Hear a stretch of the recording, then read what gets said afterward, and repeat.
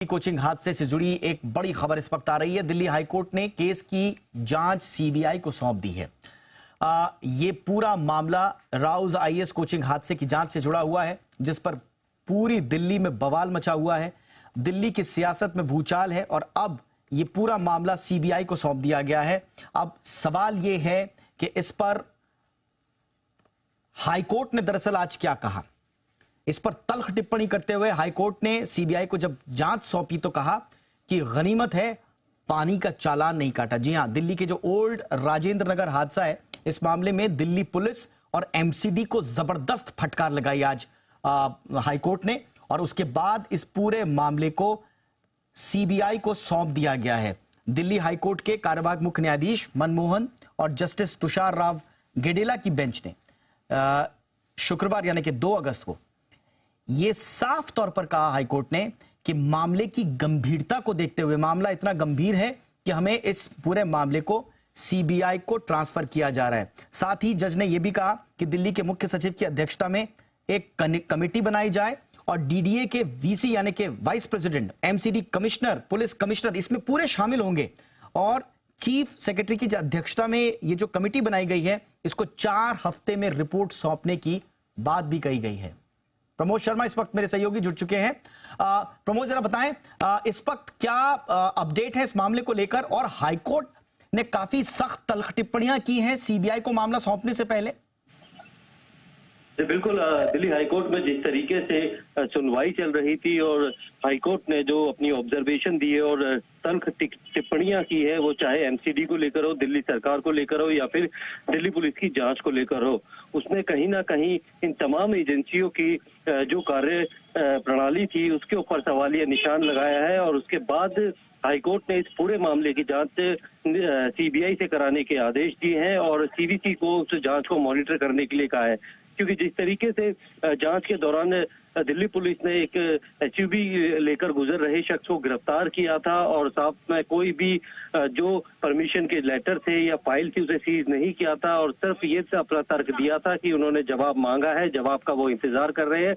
ऐसे में पुलिस की जो इन्वेस्टिगेशन थी उसको लेकर काफी नाराज हाईकोर्ट दिखी थी, और जिस तरीके से एक छात्र जो है वो डूबकर एक कोचिंग सेंटर में जो कि लाइब्रेरी के अंदर मरे हैं, उसे काफी गंभीरता से लिया है, और पूरे दिल्ली का जो इंफ्रास्ट्रक्चर है और साथ में जो ड्रेनेज सिस्टम है, जो जितनी भी मूलभूत सुविधाएं होनी चाहिए लोगों को, वो पूरी तरीके से चरमरा गई थी। इसको लेकर चिंता जाहिर की थी और दिल्ली सरकार को आड़े हाथों लेते हुए कहा था कि उनके फ्री बीज के कल्चर को देखते हुए दिल्ली की जो पॉपुलेशन है वो अचानक से काफी ज्यादा बढ़ी है, क्योंकि लोग यहाँ के रहना चाहते हैं, क्योंकि बहुत सारी चीजें यहाँ मुफ्त में मिलती है। तो कहीं कहीं इन सब की जवाबदेही तय करने के लिए न सिर्फ एक कमेटी का गठन किया और कुछ पूरे मामले की जांच जो है वो सीबीआई को सौंपी है, और अब सीबीआई जो है इस मामले की को टेक ओवर करेगी, दिल्ली पुलिस से उनकी केस डायरी लेगी और पूरी मामले को देखने के बाद जो है स्पॉट पर आकर जांच करेगी और ये दे पाएगी कि आखिर क्या अवैध निर्माण की वजह से जो है ये पूरा जो वाटर लॉगिंग हुई थी और जो ड्रेनेज सिस्टम है वो पूरी तरीके से खराब था, या फिर इसके अंदर भ्रष्टाचार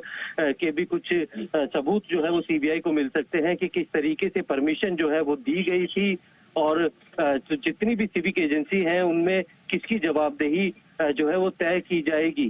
तो इस मामले को लेकर हाईकोर्ट काफी जो सख्त दिखाता है, इसको लेकर अब सीबीआई जांच जब करेगी तो और भी सारी चीजें जो सामने आएगी, क्योंकि दिल्ली पुलिस ने किसी भी बड़े अधिकारी, एमसीडी के अधिकारी से कोई पूछताछ नहीं की थी, किसी को भी पूछताछ के लिए बुलाया नहीं था। तो ऐसे में कि जिनकी जवाबदेही बन रही थी और जिनकी जवाबदेही थी उनको लेकर सीबीआई एब्सोल्युटली, और इसीलिए हाईकोर्ट आज जबरदस्त गुस्से में दिखा। मतलब साफ तौर पर जज साहब ने कहा कि भाई गनीमत है आपने ड्राइवर को गिरफ्तार कर लिया, आपने पानी का चालान नहीं काटा, तंज कसा है। मतलब पूरा मामला आपराधी लापरवाही का है, जिम्मेदारों को ढूंढने की बजाय आप कीमती समय बर्बाद कर रहे हैं, ये हाईकोर्ट का कहना था। फाइल आपने कोई जब्त नहीं की, आपने किसी तरह का कोई इसमें मामले में कोई ठोस कार्रवाई नहीं की। हो सकता है कि अब तक तमाम जो फाइल है उनको बदल दिया गया हो, इस तरह से कोई जांच होती है क्या? ये टिप्पणियां थी हाईकोर्ट की, और ये नजीर है उन तमाम सरकारी एजेंसियों के लिए जो अपना पल्ला झाड़ लेती हैं। इतना बड़ा मामला हो जाने के बावजूद भी आप देखिए, हाईकोर्ट का कहना था कि सब एक दूसरे के पाले में गेंद डाल रहे हैं, एक साथ मिलकर कोई काम नहीं कर रहा है।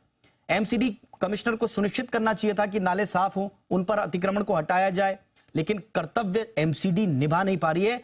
ऐसा लगता है, यह हाईकोर्ट का कहना था, ऐसा लगता है एमसीडी को भंग कर देने की जरूरत है। इतनी तल्ख टिप्पणी हुई है आज, भंग कर देने की बात कही है। दिल्ली की सिविक एजेंसियों के पास काम के लिए फंड नहीं है। दिल्ली में नागरिक सुविधाओं का जो पूरा ढांचा है वो पुराना हो चुका है।